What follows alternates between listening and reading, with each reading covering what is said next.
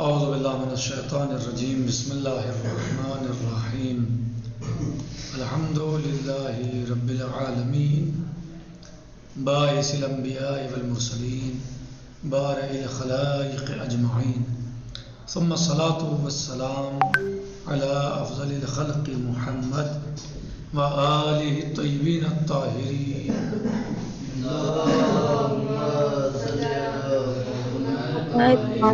عجل فرجہم۔ آج ہمارا درس اور گفتگو پیغمبران الہی کی صفات اور رسول اکرم صلی اللہ علیہ وسلم کی سیرت کے بارے میں ہے، یعنی پیغمبران الہی کی صفات اور ہمارے رسول حضرت محمد مصطفیٰ صلی اللہ علیہ وآلہ وسلم کی سیرت کے بارے میں ہے۔ اس جگہ پر انبیاء علیہ السلام کے مختصر صفات بیان کیے جاتے ہیں، اس لیے کہ پیغمبروں کی صفات سے آگاہی فقط ہم پر ہی اثر انداز نہیں ہوتی بلکہ خود پیغمبروں پر بھی اثر رکھتی ہے، اثر رکھتی ہیں۔ کہہ رہے ہیں کہ ہم نے تاریخ اور قرآن میں پڑھا کہ پیغمبروں پر تہمت لگائی گئی اور ان کو دھمکی دی گئی اور مذاق اڑایا گیا، اور یہ آیت نازل ہوئی وَلَقَدِ اسْتُهْزِئَ بِرُسُلٍ مِّن قَبْلِكَ وَلَقَدِ اسْتُهْزِئَ بِرُسُلٍ مِّن قَبْلِكَ، تمہارے سے پہلے والے نبیوں کا بھی مذاق اڑایا گیا، لہذا تم کو بھی صبر و تحمل سے کام لینا چاہیے۔ یعنی انبیاء علیہ السلام کے لوگوں نے مذاق اڑایا، ان کو پریشان کیا، دھمکیاں دیں، مثلا تمہارے سے پہلے والے نبیوں کو بھی مذاق اڑایا گیا، لہذا تم کو بھی صبر و تحمل سے کام لینا چاہیے۔ اور اگر اذیت کی گئی تو ارشاد ہوا وَلَنَصْبِرَنَّ عَلَىٰ مَا آذَيْتُمُونَا وَلَنَصْبِرَنَّ عَلَىٰ مَا آذَيْتُمُونَا۔ تو ہمیں اس درس میں پیغمبران الہی کے صفات اور رسول اکرم صلی اللہ علیہ وسلم کی سیرت کو بیان کرنا ہے۔ انبیاء علیہ السلام کا مذاق بنایا گیا، ان کو ایذائیں پہنچائی گئی، ان کو دھمکیاں دی گئی، اور ہمارے نبی صلی اللہ علیہ وسلم کو بھی ایذا بھی پہنچائی گئی اور طرح طرح کے تہمت اور بہتان بھی لگائے گئے۔ ارشاد رب العزت ہوا کہ وَلَقَدِ اسْتُهْزِئَ بِرُسُلٍ مِّن قَبْلِكَ، میرے حبیب آپ سے پہلے والے نبیوں کا بھی، رسولوں کا مذاق بنایا گیا ہے، لہذا آپ صبر سے کام لیں، اور اگر اذیت کی گئی تو ارشاد ہوا وَلَنَصْبِرَنَّ عَلَىٰ مَا آذَيْتُمُونَا۔ نبی کی زندگی عام انسانوں جیسی، پیغمبروں کی زندگی عام انسانوں کی طرح ہوتی ہے، جس طرح دوسرے انسانوں کے لیے مشکلات کا سامنا ہوتا ہے نبی کو بھی ہوتا ہے۔ مثلا دشمن کے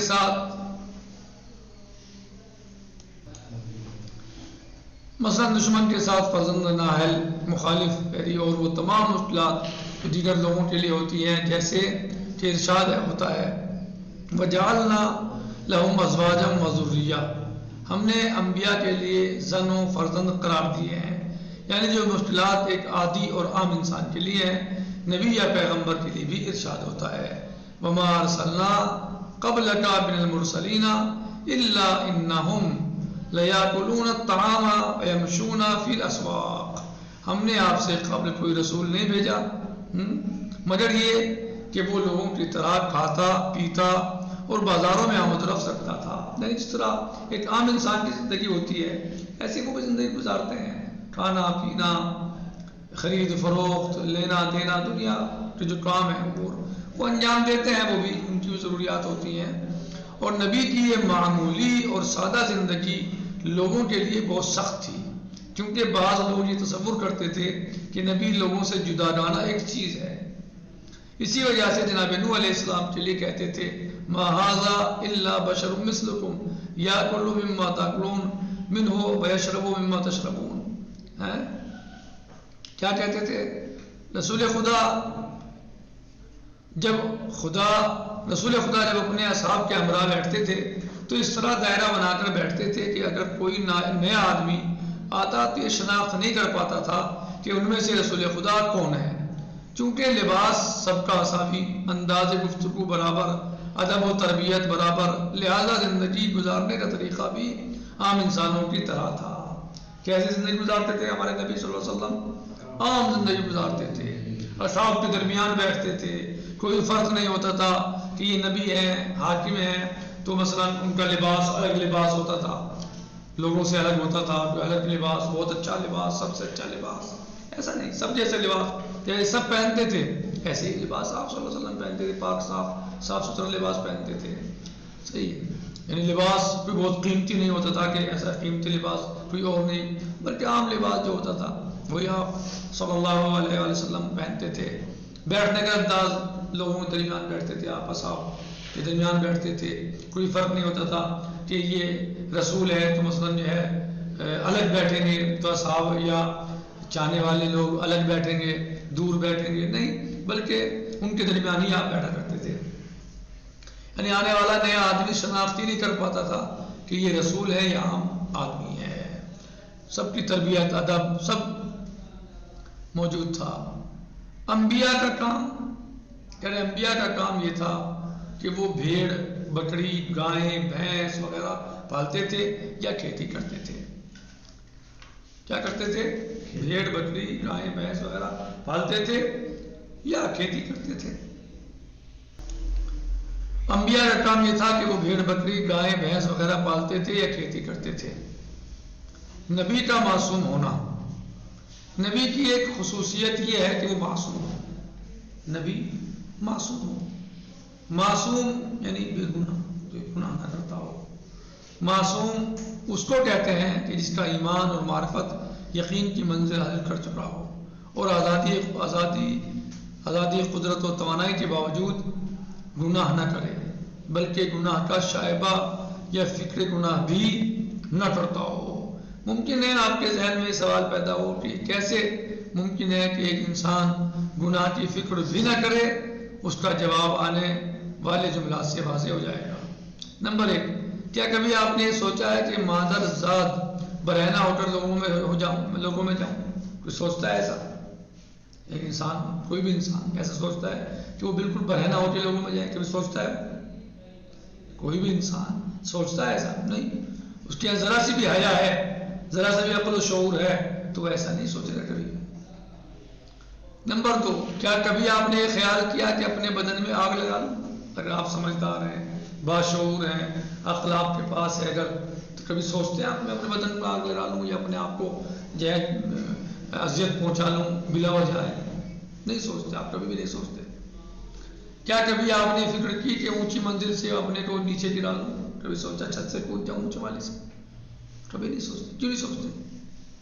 کیا کبھی گمان کیا ہے کہ خدا کے نیک بندے کو قتل کر دوں؟ کبھی نہیں یار، آپ سمجھدار ہیں، عقل مند ہیں، دیندار ہیں، عقل و شعور آپ کے پاس ہے، آپ کبھی بھی کسی کو نہیں قتل کریں گے، کسی بے گناہ کو قتل نہیں کریں گے، کبھی نہیں کریں گے۔ ہمارے ان تمام سوالات کے جوابات نہیں میں ہوں گے، اس لیے ان تمام کاموں کا نتیجہ ہم کو معلوم ہے کہ ہمارے لیے ضرر دہ ثابت ہوگا، چاہے چھت سے کودنا ہو، چاہے برہنہ لوگوں کے درمیان آنا ہو، چاہے اپنے آپ میں آگ لگانا ہو، چاہے بے گناہ کا قتل کرنا ہو، یہ سب کیا ہے؟ ہمارے ضرر میں ہے، یہ سب ہمارے نقصان میں ہے۔ ہمارے ان تمام سوالات کے جوابات نہیں میں ہوں گے، اس لیے ان تمام کاموں کا نتیجہ ہم کو معلوم ہے کہ ہمارے لیے ضرر زدہ ثابت ہوگا، یعنی نقصان دہ ثابت ہوں گے سب یہ۔ اور جس کام کے نقصان کا ہم کو یقین ہے وہ کام ہم انجام نہیں دیتے، انجام ہی نہیں بلکہ اس کی فکر بھی نہیں کرتے، سوچتے بھی نہیں ہیں کبھی۔ جس کا ہمیں پتا ہے کہ یہ ہمارے لیے نقصان دہ ہے، باعث ضرر ہے، ہم اس کو انجام دینا تو بہت بڑی بات ہے، کبھی سوچتے بھی نہیں ہیں۔ کبھی آپ نے سوچا کہ میں 50,000 روپے ہاتھ میں لوں پھاڑ دوں؟ سوچا آپ نے کبھی ایسا؟ سوچا ہی نہیں۔ پھاڑ سکتے ہیں آپ، لے کے اس میں کوئی مشکل نہیں، 2,000 4,000 1,000 لے کے آپ پھاڑ سکتے ہیں، لیکن کبھی پھاڑیں گے نہیں، سوچیں گے بھی نہیں اس موضوع پہ۔ کیوں؟ کہ نقصان دہ ہے، بلا وجہ اپنا نقصان کرنا، کوئی انسانیت نہیں ہے، کوئی آدمیت نہیں ہے، عقل نہیں ہے، شعور نہیں ہے، تو بالکل ایسا کون کرے گا؟ جس کے اندر بھی ذرا سی عقل ہے، شعور ہے، وہ کیوں اپنے پیسے پڑے گا؟ صحیح ہے۔ اور جس کام کے نقصان کا ہم کو یقین ہے وہ کام ہم انجام نہیں دیتے، انجام ہی نہیں بلکہ اس کی فکر بھی نہیں کرتے، اس کے بارے میں سوچتے بھی نہیں ہیں۔ اگر ہم کو یقین ہو جائے کہ یہ جو ہم غیبت کرتے ہیں قیامت کے دن ایک مجسمے کی شکل اختیار کر کے ہمارے لیے کس قدر مشکلات پیدا کر دے گا، تو کسی صورت میں بھی غیبت نہ کریں۔ یہ ہمارے علم اور یقین کی کمزوری ہے، یقین کی کمزوری ہے، اعتقاد کی، ایمان کی کمزوری ہے۔ اگر ہم صحیح ایمان رکھتے ہیں ہدایات پر، تو اگر ہمارا ایمان صحیح ہے اور یقین ہمیں ہے کہ جو ہم غیبت کرتے ہیں قیامت کے دن مجسمے کی شکل اختیار کر کے ہمارے لیے کس قدر مشکلات پیدا کرتے رہے مجسمہ، تو کسی صورت میں بھی ہم غیبت نہ کریں، کیونکہ ہم کو ابھی یقین حاصل نہیں ہوا بلکہ ابھی علم کی حد تک ہے، جانتے ہیں یقین نہیں ہے، اس لیے تمام باتیں ہمارے سر سے گزر جاتی ہیں۔ اور انبیاء علیہ السلام، ائمہ علیہ السلام کو علم کے ساتھ ساتھ یقین ہے، لہذا وہ اس کے بارے میں نہیں کرنا تو بہت بڑی بات ہے، سوچتے بھی نہیں ہیں گناہ کے بارے میں۔